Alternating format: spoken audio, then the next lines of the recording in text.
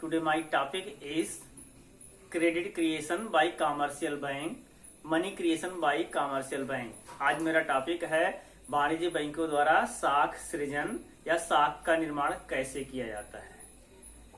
दो काम होता है, एक केंद्रीय बैंक का काम, दूसरा क्या है वाणिज्यिक बैंकों का काम। जहां केंद्रीय बैंक जो है उसका काम होता है साख पर नियंत्रण, क्रेडिट कंट्रोल, वहीं जो वाणिज्यिक बैंक है, कमर्शियल बैंक है, वो साख का सृजन है। साख सृजन उसकी जमा पर निर्भर करता है और जितना ज्यादा जमा होगी उतना ज्यादा साख का सृजन किया जाएगा। तो इस प्रक्रिया को हम समझते हैं किस तरह ये प्रोसेस होता है। इस प्रोसेस को हम समझते हैं। पहला क्या होता है, bank received cash deposit from people, these are called primary deposit. जो बैंक हैं जनता से जमा स्वीकार करते हैं और इनको बोलते हैं प्राथमिक जमाएं। कहने का मतलब मिस्टर ए हैं, अगर उन्होंने पैसा जमा किया तो बैंक में जमा करेंगे, उस डिपॉजिट को बोलेंगे प्राइमरी डिपॉजिट, प्राथमिक जमाएं। दूसरा चीज कि bank lend money many times more than their cash deposit. और वाणिज्यिक बैंक जो क्या करते हैं, अपनी जमा से बहुत अधिक गुना साख का सृजन करती हैं, साख का निर्माण करती हैं या पैसा उधार देती हैं लोगों को। तीसरा है हम all banking system act as mechanism. जो भी बैंकिंग सिस्टम है, जो बैंकिंग प्रणाली है, एक तंत्र के रूप में काम करती हैं। इसका मतलब है कि पैसा जो भी जमा क्या कहते हैं, पैसा जो भी लोन के रूप में दिया जाएगा, चेक के माध्यम से दिया जाएगा और चेक वापस घूम करके फिर बैंक में आएगा। इसका मतलब कहने का सिंगल बैंकिंग सिस्टम के रूप में काम करेगा। चौथा चीज है primary deposit plus secondary deposit बराबर डिमांड डिपॉजिट। जो मांग जमा होगी वो बराबर होगा प्राथमिक जमा और द्वितीयक जमा के बराबर होगा। पांचवा है it is a historical experience of commercial bank, it is a historical experience of the commercial bank that all depositors would not show up in the bank with withdraw all their deposits by the way of cash। बैंकों का यह ऐतिहासिक अनुभव है कि सभी लोग एक साथ बैंक से पैसा निकालने एक ही बार में नहीं आते हैं। It is also a historical experience of the commercial bank only 10 to 20% people go to the bank for withdrawal. बैंकों का यह भी ऐतिहासिक अनुभव है कि केवल एक समय में 10 से लेकर के 20% लोग ही पैसा निकालने के लिए आते हैं। इसलिए बैंक अपने पास उतना ही पैसा कैश के रूप में रखता है और बाकी पैसा वह उधार दे देता है। देखिए मैंने कहा बैंक का ऐतिहासिक अनुभव है कि 10 से 20% लोग ही पैसा निकालने के लिए आते हैं। इसलिए बैंक केवल अपने पास मतलब 10% रखता है या 20% रखता है, बाकी पैसा वह उधार दे देता है और वह कई गुना करता है। फिर अब चलते हैं, देखिए 7th पॉइंट पर, credit creation depends on the total deposit in the banks, more deposits more credit creation. साख सृजन लोगों की कुल जमा पर निर्भर करता है। जितना ज्यादा जमा होगी उतना ही ज्यादा साख का सृजन होगा। Credit creation depends on the value of money multiplier, credit multiplier. Credit मतलब 1 के बराबर होता है 1 upon cash reserve ratio, CRR, percentage के रूप CRR होता है।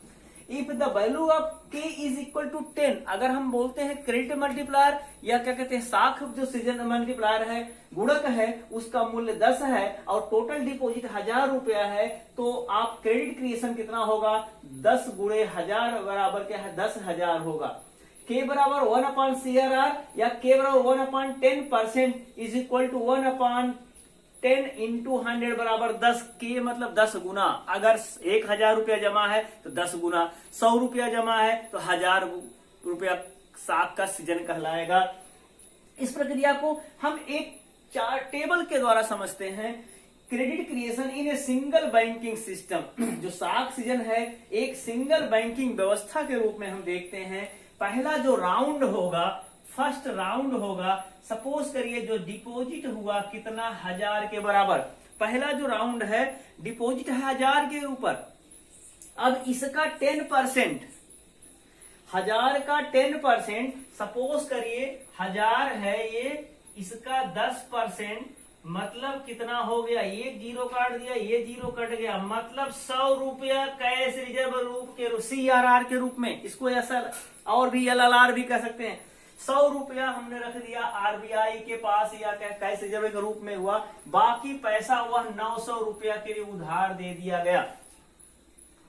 अब ये पैसा चेक के माध्यम से दिया गया, तो सेकेंड राउंड में जो होगा, सेकेंड राउंड में ये पैसा यहां जमा होगा चेक के रूप में, तो इसको बोलते हैं सेकेंडरी डिपॉजिट बोलते हैं, इसको द्वितीयक जमा बोलते हैं, सेकेंडरी डिपॉजिट बोलते हैं।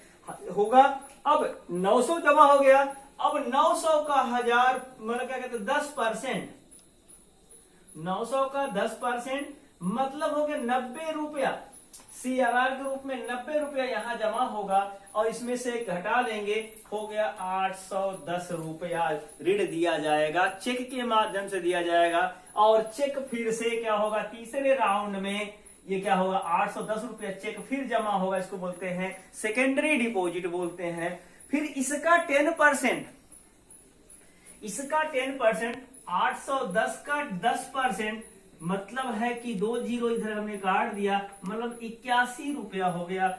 अब देख लीजिए, आप क्या है CRR के रूप में 81 हो गया, अब यहां जो बचा 729 रुपया बच जाएगा, 729 रुपीज होगा। अब मेरे कहने का मतलब होता है यह प्रोसेस तब तक चलता रहेगा, यह प्रक्रिया तब तक चलती रहेगी जब तक ये